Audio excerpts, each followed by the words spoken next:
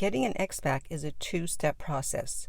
No contact and after no contact. No contact is the easy part, although if you have anxiety, it's not so easy. But it's simple because you don't have to do anything.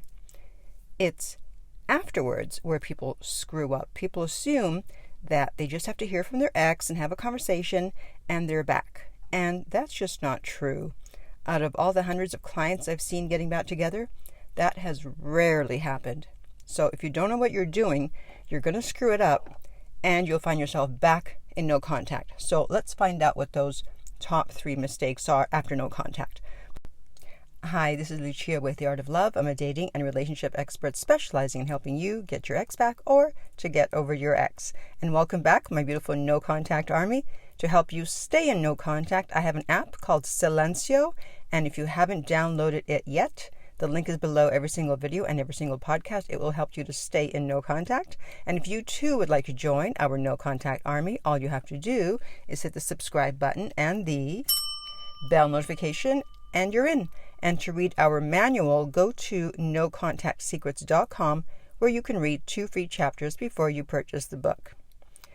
Okay, so people who are in no contact because they want to get their ex back, their thought is, am I going to hear from him? Am I going to hear from her? They think that they just have to hear from their ex and then boom, it's back on.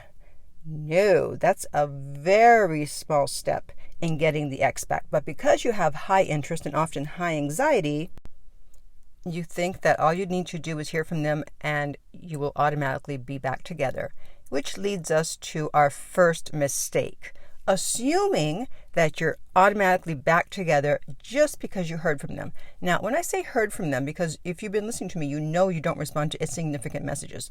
So if you heard from them or ran into them, you're now in contact. So if they left a significant message or they did a significant gesture and you felt, okay, I can break no contact, you're now back in contact. Or if you ran into them and you spoke to them, well, you just broke no contact and you're temporarily back with them. And I have 2 examples of 2 clients that this happened to. However, that doesn't mean that you're back together, because the reason I'm doing this video is because one of my clients who was in no contact heard from her ex. He did a grand gesture. So she started talking to him unbeknownst to me. For some reason, when people hear from their exes, they just feel, okay, yeah, don't need Lucia anymore. Yeah, we're back. Yeah, sure. And even after the grand gesture, he wasn't trying to see her. He didn't say anything about getting back together. So luckily, she got back in touch with me and I put a stop to all that nonsense. And I said, no more texting, stop it. So now she's back in no contact because she didn't do things correctly. She just assumed that they were getting back together.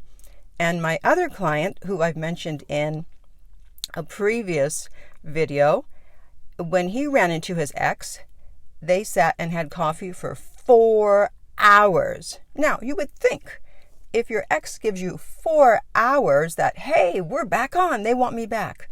Yeah, no. I know, it's crazy. And luckily he was in touch with me the whole time. So I said, well, let's wait and see what she does next. Then she invited him out for coffee again. And I said, do not stay there for 4 hours this time. I said, half an hour at the most. Did he listen? Of course not. This time it was 3 hours. Okay, a little better than 4, but still. Were they back on? No. It still took, if I recall correctly, about another 1.5 months to 2 months before they were finally back together, and actually now they're engaged. So again, people don't make the mistake of thinking, well, we're back in touch, so we're back together. No. Think of your ex as a feral cat, okay? So with a feral cat, just because they're in the house doesn't mean they're going to stay in the house, doesn't mean they're not going to scratch you. Remember, right now they're feral. So you leave the feral cat alone, see what he's going to do, what she's going to do, and then you'll have a better idea as to whether you can keep that cat inside or back outside. Because they may very well want to get back together, but most people are going to try to sneak back in, meaning they're not going to have a conversation. And so until they say something like, I want you back, I made a mistake, can we talk about getting back together? Can we fix things? Something like that. They have to say it. Don't just assume it. Then just assume you're not back together, because if you miss this first step and don't have that conversation, you're going to then make the second mistake, which is not asking the 6 questions. And I have a video for that. I'll put it in the upper right-hand corner on YouTube. And regular listeners of mine, they know what I'm talking about. They know about the 6 questions. Because otherwise you're making it way too easy for someone to come back. And they think they can just sneak back in. Anyone who's willing to break up with you once is willing to do it again. Would you ever have broken up with your ex? Probably not. You would have done everything to try and fix whatever was going on, and they didn't. They left. So they're probably not going to have a problem breaking up again. This is why I have the 6 questions, which they have to answer with great answers, not just with any old answer. And if they do, then you have a better chance of staying together this time. And you also have to discuss the issue or issues that led to the breakup. Again, people want to just sweep everything under the rug, pretend nothing happened. Oh, I just want to get back together. It's not just about getting back together. It's about getting back together correctly, or it will fall apart. Pretty much guaranteed. And by the way, if you're finding this helpful, if you can give this a thumbs up on YouTube, that way we can help the algorithm recommend it to other people, and they too can get their ex correctly back, or back correctly, whatever. All right, and then finally, the third mistake is being impatient to get back together, because you want to alleviate your anxiety.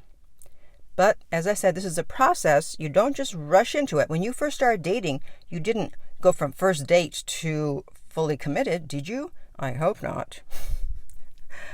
So you don't now go from broken up to back at 100. You have to start at 0 and then slowly back up to 100. So they are on probation for at least 30 days. And you should not be the one reaching out to them. They have to prove to you that they want you back, that they've changed if they needed to change. They need to be the one putting in the effort.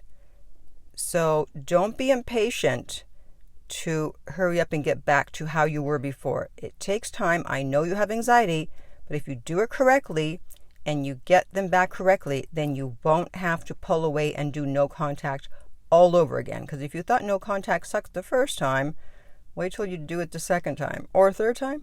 Hopefully not. Okay, so now I want to hear from you. Have you made any of these mistakes after being in touch with your ex, and which ones did you make? And in the meantime, if you would like my help to get your ex back, contact me at theartoflove.net and we will send you the rates. They are not on the website, and the direct link is below every single video and podcast. If you found this video helpful, please like, subscribe, and share.